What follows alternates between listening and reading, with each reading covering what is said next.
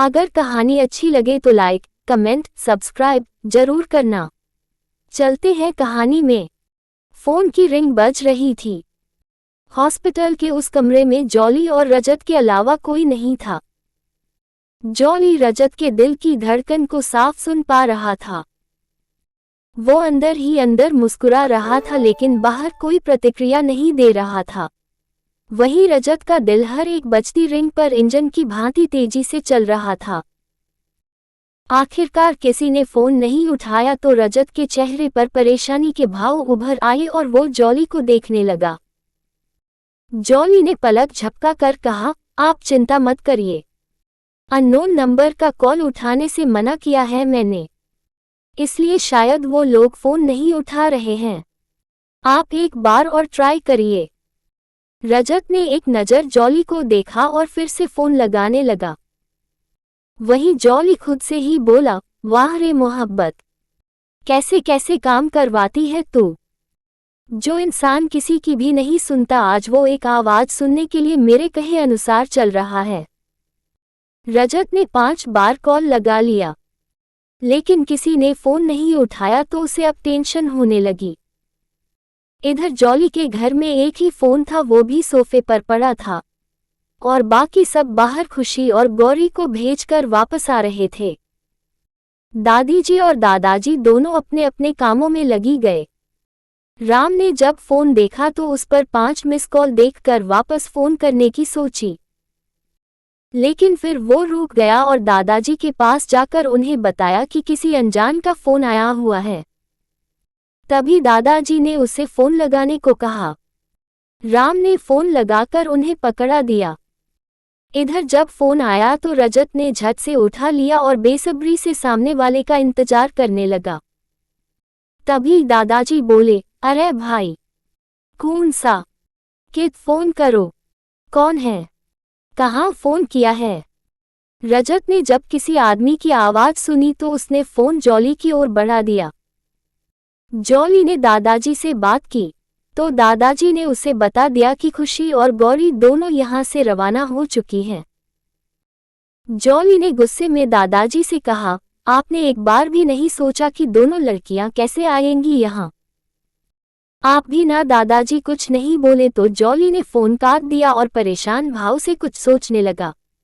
रजत jolly को बस देख रहा था। वो पूछना चाहता था कि खुशी कैसी है, लेकिन उसका मुंह खुला ही नहीं।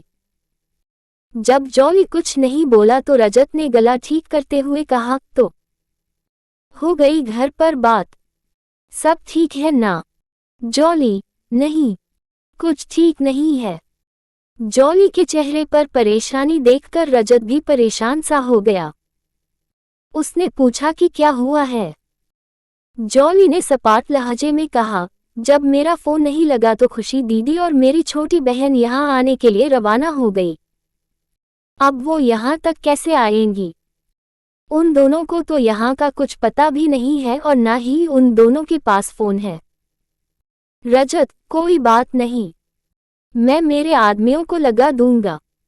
कैसे आएंगी, बस से या ट्रेन से या कैसे। जॉली ने उदास होकर कहा, मुझे नहीं पता, मैंने तो ट्रेन में बैठाया था खुशी दीदी को, लेकिन मुझे बहुत डर लग रहा है सर। दोनों लड़कियां बहुत मासूम हैं, प्लीज कुछ कीजिए। रजत ने जॉली के कंधे पर हाथ रखकर कहा, कुछ नहीं होगा, मैं हूं ना, मैं उन्हें कुछ नहीं होने दूंगा। रजत जॉली को हॉस्पिटल में ही छोड़ बाहर आ गया और अपने सभी आदमियों को फोन करके कुछ समझा दिया और ऑफिस के लिए निकल गया, क्योंकि सुबह के 8 बज चुके थे। सारी रात रजत ने ऐसे ही निकाल दी थी। रजत ऑफिस आया और वहीं पर फ्रेश होकर बैठ गया। उसके चेहरे पर एक अलग ही चमक और खुशी के आने की खुशी दिखाई दे रही थी। रजत लैपटॉप लेकर बैठा, लेकिन उसका मन काम में नहीं लगा। ऑफिस में लोग आने शुरू हो गए थे तो रजत ने लैपटॉप को एक ओर रखा और कल्पनाओं की दुनिया में खो गया।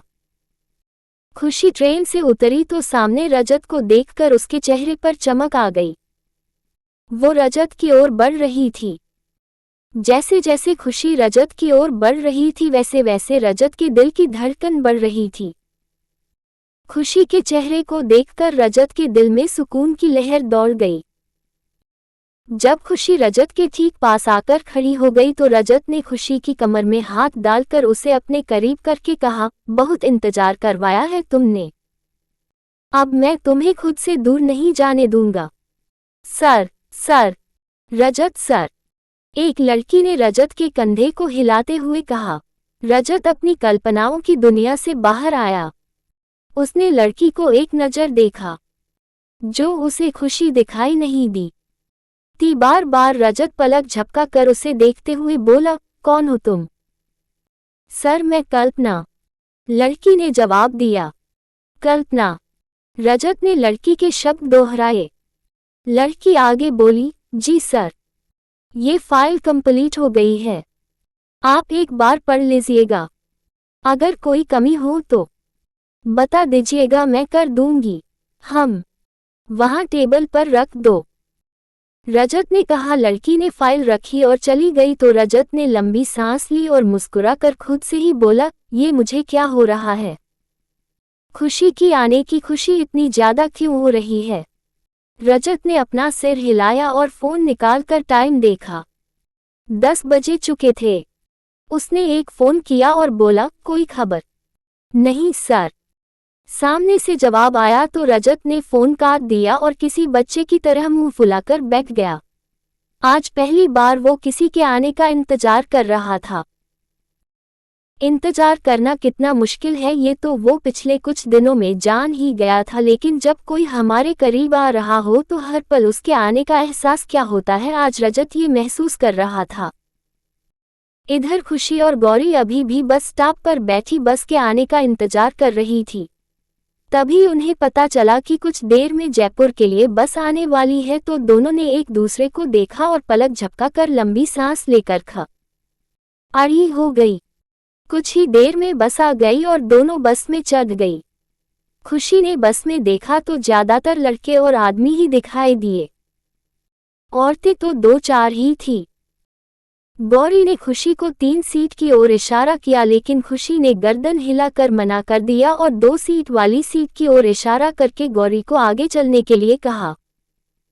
तो गौरी शीशे के पास बैठ गई और फिर खुशी बैठ गई। खुशी गौरी की ढाल बनकर उसे अपने साथ लेकर आई थी। वो जानती थी कि गौरी आजकल की दुनिया को नहीं जानती है, इसलिए एक बड़ी बहन की तरह वो उसकी रक्षा कर रही थी। 4 घंटे के सफर के बाद दोनों लड़कियां जयपुर पहुंच गई थी, लेकिन अभी वे बस में ही थी। खुशी भी नहीं जानती थी कि उसे कहाँ जाना चाहिए और किसकी मदद लेनी चाहिए, इसलिए वो अंदर ही अंदर बेचैन थी। साथ ही वो ये भी जानती थी कि रजत ने अपने आदमियों को भी शहर के हर कोने में खड़ा कर रखा होगा। अगर उन लोगों ने उसे देख लिया तो वे उसे रजत के हवाले तो करेंगे ही, साथ ही गौरी और जॉली के साथ ना जाने रजत क्या करेगा। खुशी तो रजत के उसी रूप को जानती थी जो वो यहाँ छोड़कर गई थी, लेकिन रजत अब वैसा नहीं रहा था। उसने अपने आप को पूरी तरह बदल लिया था। कंडक्टर सिंधी कैंप बोलने लगा, तभी खुशी ने गौरी से कहा, गौरी, मैंने तुम्हें बुर्का लाने के लिए कहा था, क्या तुम लेकर आई हो? गौरी ने अपने बैग को संभाल कर कहा, हाँ जी, लाती सू। खुशी ने हाथ बढ़ाया तो गौरी ने हैरानी से कहा, अभी सी जी, अभी तो बस चल रही।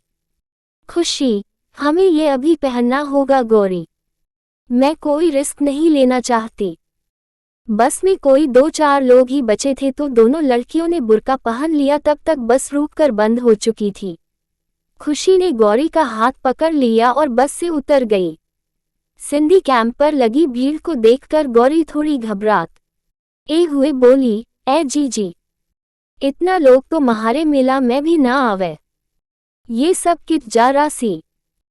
खुशी ने चलने के लिए गौरी की कलाई अपनी ओर खींचकर कहा, गौरी बात बाद में करना, पहले ध्यान से सुन, मेरा हाथ मत छोड़ना वरना यहाँ को जाएगी। गौरी ने हाँ में गर्दन हिलाई तो खुशी उसे लेकर चलने लगी और एक किनारे पर आकर खड़ी हो गई। अब तो खुशी का दिमाग बिल्कुल खाली हो चुका था। उसे अब क्या करना चाहिए और क्या नहीं, ये सोच पाना उसे बहुत मुश्किल लग रहा था। तभी गौरी बोली कि होगो जी जी तेरे घर चाल। खुशी ने गौरी को खाली आंखों से देखकर कहा, मेरा कोई घर नहीं है गौरी। मैं बस ये सोच रही हूं कि अब हमें कहाँ चलना चाहिए। गौरी हैरान होकर बोली, घर को नहीं मतलब पहला कित रह थी। खुशी कुछ नहीं बोली। तभी उसे मनन याद आया, तो खुशी थोड़ी उत्साह के साथ बोली, मनन भाई है ना, वो हमारी मदद कर सकते हैं। खुशी ने रिक्शा किया और अपने चाचा चाची के घर के बाहर थोड़ी दूर आकर रुक गई। खुशी और गौरी दोनों बुर्का पहने गली में खड़ी थी। खुशी घर की ओर बढ़ रही थी कि उसे घर के बाहर दो आदमी खड़े दिखाई दिए। खुशी ने अपने माथे पर हाथ मारकर कहा, उसने यहाँ भी आदमी लगा रखे हैं। अब मैं क्या करूं? किसके पास जाऊं? इस आदमी ने मेरा जीना हराम करके रखा है। पिछले दिनों में खुशी ने खुशी के पल जिए जिससे वो बोलना तो सीख ही गई थी। इसलिए खुशी ने गौरी को कुछ समझाया और दोनों लड़कियां घर के बाहर खड़े आदमियों की ओर बढ़ गई। इधर रजत ऑफिस में खाली बैठा था। वो सोच रहा था कि खुशी के मिलने की खबर आए और वो यहाँ से रवाना हो, लेकिन जब कोई फोन नहीं आया तो वो गाड़ी लेकर सड़क पर निकल गया और खुद खुशी को ढूंढने चल दिया। रजत ने सब आदमियों को फोन कर लिया था, लेकिन खुशी की कोई खबर नहीं था, इसलिए वो उदासी और गुस्से से भरने लगा था। लेकिन वो कर भी क्या सकता था। तभी मनन की कॉल आई। मनन भी लगातार रजत के कांटेक्ट में था। जब से उसे पता चला था कि खुशी आ रही है तब से वो रजत को फोन कर रहा था। रजत अब इरिटेट हो चुका था, इसलिए अब उसने किसी का भी फोन नहीं उठाया और गुस्से में सड़कों पर गाड़ी चलाते हुए हर एक लड़की का चेहरा देखने लगा। जब रजत ने फोन नहीं उठाया तो मनन को भी गुस्सा आ गया और वो घर से बाहर आ गया। घर के बाहर खड़े आदमियों पर मनन गुस्सा होते हुए बोला, तुम लोगों से कुछ होता है नहीं? यहाँ खड़े बातें बना रहे हो, जाकर कुछ काम करो। मेरे घर के बाहर खड़े मत रहो, जाओ यहाँ से। मनन के कहने पर दोनों आदमी वहां से चले गए, क्योंकि रजत ने उन्हें मनन के कहे अनुसार ही चलने को कहा था। खुशी ने आदमियों को चकमा देकर अंदर जाने का प्लान बनाया था, लेकिन मनन ने उसकी ये मदद कर दी। लेकिन जब मनन बाइक लेकर निकलने लगा तो खुशी ने जल्दी से कहा, नहीं नहीं भाई प्लीज मत जाओ। मनन बाइक लेकर आगे बढ़ा ही था कि गौरी ने एक पत्थर उठाया और मनन पर निशाना साधकर उसकी पीठ पर मार दिया, जिससे मनन रुक गया और पीछे देखने लगा। जैसे ही मनन ने पीछे देखा, दोनों लड़कियां भागकर घर के अंदर की ओर चली गई। जब मनन ने किसी अनजान को घर के अंदर जाते देखा तो उसे याद आया कि रजत के आदमी जा चुके थे, इसलिए मनन को ही वापस आना पड़ा। मनन घर में आया तब तक खुशी और गौरी घर के अंदर आ चुकी थी। तभी मनन बोल पड़ा, कौन हो तुम और मेरे घर में बिना किसी की इजाजत के क्यों आई हो? खुशी मनन की ओर बढ़ गई लेकिन कुछ बोली नहीं। मनन को लगा कि वो अब बोलेगी, पर खुशी दरवाजे के पास गई और दरवाजे को बंद करके अपने चेहरे से नकाब हटाकर बोली, तो अब मुझे अपने भाई के घर पर आने के लिए उनसे पूछना पड़ेगा। मनन फटी आंखों से खुशी को देखने लगा। उसे यकीन नहीं हो रहा था कि खुशी उसकी आंखों के सामने खड़ी थी। वो अपनी बहन के लिए रजत पर आश्रित था, लेकिन उसकी बहन अब उसके सामने थी। मनन की आंखों में आंसू आ गए, लेकिन खुशी की आंखों में कोई भाव नहीं थे। गौरी ने भी बुर्का हटा दिया था। खुशी और मनन कुछ ही दूरी पर थे, लेकिन मनन की इतनी हिम्मत नहीं हुई कि वो अपनी बहन को कुछ कह सके। जब से उसे खुशी के सच का पता चला है, वो अपने आप को खुशी का गुनाहगार ही मानता रहा है। यही सब सोचकर मनन ने हाथ जोड़ लिए और घुटनों के बल बैठ गया। मनन रोते हुए बोला, मुझे माफ कर देना मेरी बहन, मैं तेरी रक्षा नहीं कर पाया, मैं तुम्हें बचा नहीं पाया इस दुनिया से। जब खुशी ने मनन को ऐसे देखा तो वो हैरानगी से मनन को देखने लगी। उसे समझ नहीं आया कि मनन किस बात की माफी मांग रहा है। वो ये नहीं जानती थी कि मनन के साथ सभी को पता चल चुका है कि उसके साथ क्या क्या हुआ। खुशी मनन के पास आकर बोली, किस बात की माफी मांग रहे हैं भाई आप? मनन आंसू भरी आंखों से खुशी को देखता ही रह गया। आज भी वही मासूम चेहरा लिए थी खुशी। अगर कहानी अच्छी लगे तो लाइक, कमेंट, सब्सक्राइब जरूर करना। मिलते हैं अगले पार्ट में।